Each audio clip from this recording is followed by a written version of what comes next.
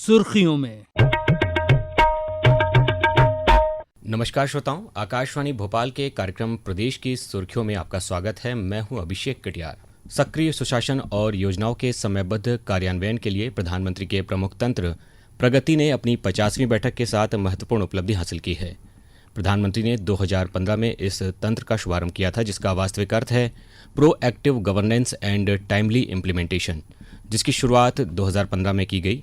इसके माध्यम से प्रधानमंत्री की सीधी समीक्षा के कारण बुनियादी ढांचागत परियोजनाओं की समयबद्ध निगरानी और मुद्दों का समाधान संभव हुआ है। प्रगति से निर्णय लेने की प्रक्रिया, परियोजनाओं में देरी के कारणों का समाधान और जवाबदेही तय होने में भी मदद मिलती है। इस विषय पर चर्चा के लिए आज हमारे साथ स्टूडियो में मौजूद हैं वरिष्ठ पत्रकार और राजनीतिक विश्लेषक श्री देशदीप सक्सेना जी। देशदीप जी, आपका बहुत बहुत स्वागत है हमारे इस कार्यक्रम में। धन्यवाद। सबसे पहले हमारे श्रोताओं को बताइए कि इस मंच की परिकल्पना क्यों की गई और हमारी आज की शासन व्यवस्था में इसकी आवश्यकता क्यों महसूस की गई। देखिए, ये एक बहुत ही महत्वपूर्ण न केवल एक प्रशासनिक एक्सरसाइज है, बल्कि आपने अपने इंट्रो में बताया कि कैसे ये एक टाइम बाउंड प्रक्रिया है। तो जब हम देखते हैं कि सरकार की बहुत सारी परियोजनाएं चलती हैं और देश भर में चलती हैं जी, और जब वो परियोजनाएं चलती हैं तो उसमें बहुत सारा कोऑर्डिनेशन चाहिए रहता है। उसमें बहुत सारे राज्यों के मुख्यमंत्री, ब्यूरोक्रेट्स शामिल रहते हैं। जी, आपने एक शब्द इस्तेमाल किया, अगेन मैं उसको रिपीट करता हूँ, टाइम बाउंड। टाइम बाउंड, हर परियोजना के लिए एक टाइम लिमिट रहती है, वो टाइम बाउंड रहती है। जी, वो इसलिए भी क्योंकि उसका एक बजट होता है। जी, वो जैसे जैसे परियोजना का समय बढ़ेगा अगर, तो उसके साथ उसका पैसा भी बढ़ेगा, उसकी लागत भी बढ़ेगी। तो ये जो प्रगति जो मंच है, उसमें जब प्रधानमंत्री जैसी शख्सियत जब उसको कोऑर्डिनेट करती है, जब उसकी एंकरिंग करती है, तो लोगों की जवाबदेही की बात होती है। मुख्यमंत्री रहते हैं, ब्यूरोक्रेट्स रहते हैं, जैसे मैंने बताया। तो वो जो टाइम बाउंड चीज़ है वो अंडरलाइन होती है। लोगों को लगता है कि हाँ, ये इस समय शुरू हुई थी, इस समय खत्म होनी है, और अभी तक इतनी परियोजना लागू हो चुकी है और इतना अभी शेष है। उसमें हमारे पास इतना बजट था, इतना बजट बचा है, और अगर ये आगे बढ़ी तो हमें पैसा और केंद्र से ही चाहिए पड़ेगा, और कई जगहों पे राज्यों का भी अंश रहता है। जी, तो केंद्र और राज्य दोनों पे फिर उसका अधिकार पड़ता है। तो ये बहुत ही महत्वपूर्ण चीज़ है और बहुत अच्छी परिकल्पना है मेरे हिसाब से। बिल्कुल ठीक कहा आपने, क्योंकि जो ये टाइम बाउंड मॉनिटरिंग की बात हो रही है, उसे कहीं ना कहीं परियोजना के समय पर पूरा होने में एक अलग तरीके का फोर्स पड़ता है, जिसके लिए ये मंच बहुत महत्वपूर्ण है। हाल ही में प्रगति की 50वीं बैठक संपन्न हुई है। आप इसे शासन व्यवस्था के लिहाज से किस तरीके से एक ऐतिहासिक उपलब्धि मानते हैं, क्योंकि इस 50वीं बैठक को एक महत्वपूर्ण पड़ाव माना जा रहा था। आप इसे शासन सुधार की दृष्टि से कितना ऐतिहासिक मानते हैं। देखिए, 50 का जो आंकड़ा है वो खुद अपने आप में एक लैंडमार्क है जी, तो उसकी एक अपनी खुद एक सिग्निफिकेंस है, इम्पोर्टेंस है। तो और 50वीं बैठक है, 50वीं बैठक है, सब लोगों को लगता है कि बहुत महत्वपूर्ण है। और जैसा अभी हम बात कर रहे थे कि एक जब कोई भी शासकीय व्यवस्था होती, चाहे कोई भी सरकार हो, कोई भी राज्य हो, तो उसमें जैसे मैंने कहा कि कोऑर्डिनेशन बहुत ज़रूरी है।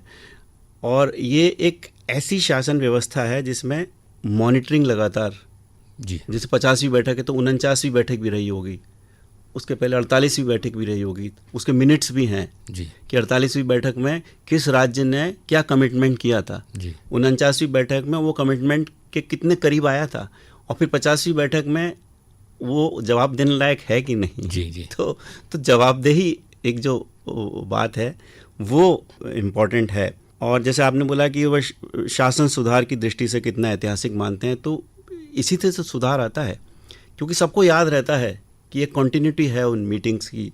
प्राइम मिनिस्टर मीटिंग लेने वाले हैं, जी, मैंने ये कमिटमेंट किया था, तो सब लोग तैयारी से आते हैं। और ऐसे ही इतिहास बनता है कि हम बहुत बड़ी बड़ी परियोजना, हजारों करोड़ रुपए की लागत की परियोजनाएं रहती हैं, और बहुत ही महत्वपूर्ण पड़ाव है मेरे ख्याल से। और जिस तरीके से योजनाएं इम्प्लीमेंट भी हो रही हैं, उससे दिख भी रहा है, परिलक्षित भी हो रहा है। बिल्कुल ठीक कहा सर आपने, क्योंकि 50वीं बैठक हो रही है, इसका मतलब जैसा कि आपने कहा कि 49 बैठकें इसके पूर्व में हो चुकी हैं, तो कहीं ना कहीं बहुत सारी योजनाएं पूरी हो चुकी हैं या फिर अपने पूरी होने के समय पर हैं। अगला सवाल है मेरा विकसित भारत के विज़न को लेकर। हमारे प्रधानमंत्री जी भी विकसित भारत के विज़न को लगातार चर्चा करते हैं, विकसित भारत एट 2047 की बात करते हैं।